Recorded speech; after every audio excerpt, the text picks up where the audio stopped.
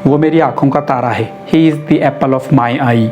काफ़ी सोचा मैंने कि वो मेरी आँखों का तारा है, अगर इंग्लिश ये है, सॉरी हिंदी ये है, तो उसकी English he is the star of my eyes क्यों नहीं है, बट इसका जवाब मुझे नहीं मिला। ऐसे ही इंटरेस्टिंग कुछ कहावतें हैं, सेइंग्स है, ईडियम्स है, जो इंग्लिश लैंग्वेज के अंदर बहुत ही फेमस हैं, बहुत ही मशहूर हैं। अगर आप अपनी बातचीत में इन ईडियम्स को इस्तेमाल करते हैं तो काफ़ी बेहतरीन इफेक्ट सामने वाले पर, लिसनर पर, सुनने वाले पर इसका पड़ेगा।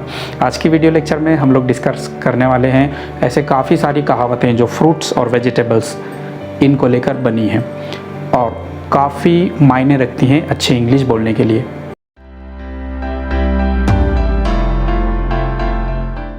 Hello and welcome to this amazing and beautiful channel JEFY Javed's English for you. Okay, इस चैनल में मैं 10th और 12th से रिलेटेड स्टफ पोस्ट करता रहता हूँ, साथ ही साथ जनरल इंग्लिश भी यहाँ पर होती है कि जो मेरे सब्सक्राइबर्स, व्यूवर्स, स्टूडेंट्स नहीं हैं बट वो इंग्लिश सीखना चाहते हैं तो वो लोग भी यहाँ पर काफ़ी कुछ सीख सकते हैं। आज की वीडियो लेक्चर में हम लोग डिस्कस करने वाले हैं फ्रूट्स और वेजिटेबल्स, इनसे मिलकर जो ईडियम्स बने हैं उन्हें। जगह जगह पर आप लोग ये ईडियम्स इस्तेमाल कर सकते हैं और महफिल में छा सकते हैं, आपकी इंग्लिश में इससे 4 चांद लग जाएंगे। ओके, तो स्टार्ट करते हैं हम हमारे बिल्कुल फर्स्ट ईडियम के साथ।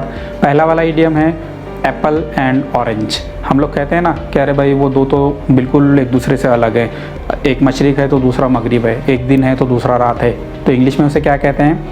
Apple and orange. They are just apples and oranges, इस तरह से आप लोग कह सकते हैं। अगर कोई इंसान बहुत नेक है, बहुत अच्छा है और उसका बेटा वो भी काफ़ी अच्छा है, तो हिंदी में एक मुहावरा है, जैसा बाप वैसा बेटा। ओके, और ये चीज़ नेगेटिव सेंस में भी हम लोग इस्तेमाल कर सकते हैं।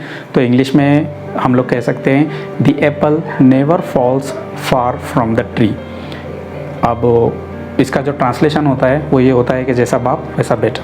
हिंदी में हम लोग कहते हैं मस्का लगाना, खूब खुशामद करना किसी की। जैसे ऑफिस में एक लड़की है, वो अपने बॉस को खूब मस्का लगाती है, खुशामद करती है, तो हम लोग कह सकते हैं she polishes apples before the boss in the office.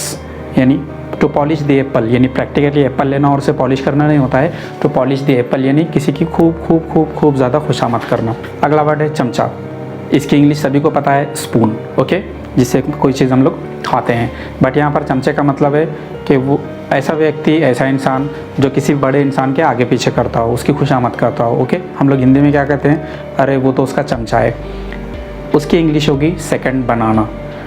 Example के तौर पे हम लोग सेंटेंस कह सकते हैं प्लीज़ डोंट माइंड हिम, मेहरबानी करके उसकी बात का बुरा मत मानो, he is just a second banana, वो सिर्फ एक चमचा है।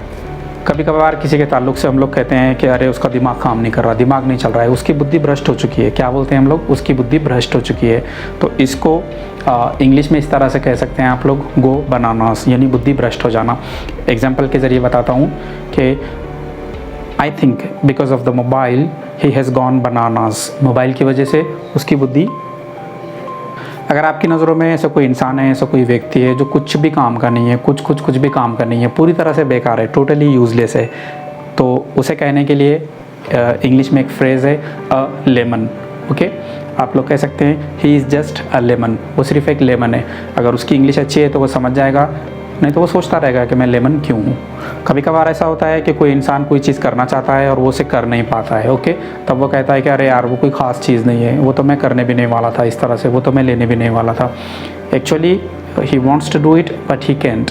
ऐसी सूरत में हम लोग कहते हैं कि अंगूर खट्टे हैं, यानी वो कर नहीं पाया इसलिए बुराई कर रहा है। तो उसकी इंग्लिश होगी the grapes are sour, SOUR। इसे सोर नहीं पढ़ेंगे आप लोग, SOUR, sour, like a flower. Example के ज़रिए कहता हूँ मैं, he couldn't get the job that's why he is belittling the job, वो जॉब को छोटा बता रहा है। Here the grapes are sour. अक्सर टीचर लोग अपने स्टूडेंट्स को कहते हैं कि अरे यार तुम्हें तो कुछ भी समझ में नहीं आ रहा है, कहीं तुम्हारे दिमाग में कचरा तो नहीं भरा है। ओके, तो इसकी इंग्लिश क्या होगी? Full of beans. Beans mister beans वाले नहीं, ओके, वो तो काफ़ी मल्टी टैलेंटेड एक्टर हैं। यहाँ पर फुल ऑफ बीन्स यानी तुम्हारे भेजे में बीन्स भरे हैं क्या। हिंदी में कहते हैं हम लोग के कचरा भरा है क्या, तो अंग्रेज़ लोगों ने इंग्लिश क्या कर दिए? Full of beans. Is your mind full of beans. इस तरह से एक दोस्त है आपका, आपने मुसीबत के टाइम उसे देखा कि वो बहुत ही ज़्यादा लालची है। वैसे तो वो आपके साथ रहता है, बट दिक्कत के टाइम में, मुश्किल के टाइम में वो आपको छोड़ के चले जाता है। तब आप उसे सेल्फिश कह सकते हैं। ये सादी इंग्लिश है, बहुत ही सिंपल सी इंग्लिश है, हर किसी को ये वर्ड पता है। तो एक बढ़िया सा आप लोगों को आज फ्रेज़ देता हूँ। आप लोग कह सकते हैं he is cool like a cucumber. याद रखो, CUCUMBER, कुकुम्बर कभी नहीं होता है, उसे पढ़ते हैं क्यूकम्बर। इस तरह से तो कूल लाइक अ क्यूकम्बर यानी हद से ज़्यादा, बहुत ज़्यादा सेल्फिश इंसान। ओके, अगर कोई दोस्त है आपका जो बहुत ही ज़हीन है, बहुत ही स्मार्ट है, तो आप उसे क्लेवर कह सकते हैं। बट अगर ऐसा दोस्त है जिसे जल्दी समझ में नहीं आता है, या आप उसे टॉन्टिंग करना चाहते हैं, ताना मारना चाहते हैं आप उसे, तो आप उसे कह सकते हैं यू आर पी ब्रेन्ड, कि तुम्हारा दिमाग मटर के दाने के बराबर है। अब वो सोचता रहेगा, सोचने दो। दो लोग हैं, दो दोस्त हैं, दो स्टूडेंट्स हैं, हमेशा साथ में रहते हैं, खाना साथ में, घूमना साथ में, पढ़ना साथ में।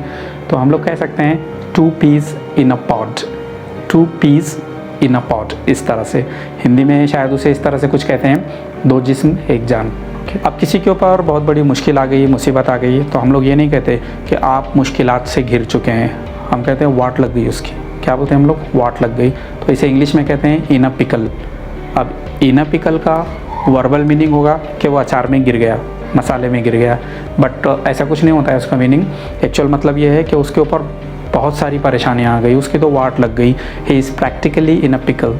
अगर कोई बहुत ही आलसी है, हद से ज़्यादा आलसी है, बस वो बैठा रहता है, वीडियो गेम्स खेल रहा है, या म्यूज़िक सुन रहा है, या सोफे पर सिर्फ पड़ा है, तो हम लोग उसे कह सकते हैं couch potato.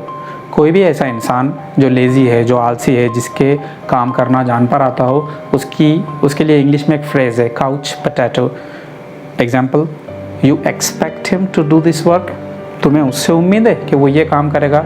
He is just a couch potato. इस तरह से कई सारे इंग्लिश सेंटेंसेस, इंग्लिश फ्रेजेस ऐसे हैं, आप लोग उनको वर्ड टू वर्ड हिंदी में, उर्दू में ट्रांसलेट नहीं कर सकते। जैसे शर्म के मारे पानी पानी होना। अब आप लोग सोचेंगे शर्म यानी शाय, के यानी ऑफ, मारे यानी बीट, तो पता नहीं क्या बनेगा। शर्म के मारे पानी पानी होना, इसकी अच्छी इंग्लिश होगी बीट रेड। इतना लाल जितना कि बीट होता है। और इतना लाल क्यों हो गया कोई इंसान? शर्म के मारे। When we figured out the reality, जब हमें हकीकत का पता चला, John turned beet red। तो जॉन शर्म के मारे पानी पानी हो गया। मेहनत का फल, इसकी इंग्लिश होगी फ्रूट ऑफ लेबर। अगर कोई स्टूडेंट, कोई विद्यार्थी बहुत अच्छे नंबर से पास होता है, तो हम कहते हैं this is the fruit of his labour. ये सिर्फ उसकी मेहनत का फल है। ऐसे ही ज़बरदस्त वीडियोस के लिए, ऐसे ही इंग्लिश सीखने के लिए आप लोगों से रिक्वेस्ट है कि हमारा ये जो चैनल है JEFY Javed English for you, इसे सब्सक्राइब करें, बेल आइकॉन को प्रेस करें। ये वीडियो लेक्चर अगर आप लोगों को अच्छा लगा है तो इसे लाइक, कमेंट और शेयर करें। अच्छा नहीं भी लगा है तो भी लाइक, कमेंट और शेयर करें। ओके, जल्दी मिलते हैं नेक्स्ट लेक्चर में इसी टीचर के साथ में। तब तक के लिए टेक केयर, थैंक यू।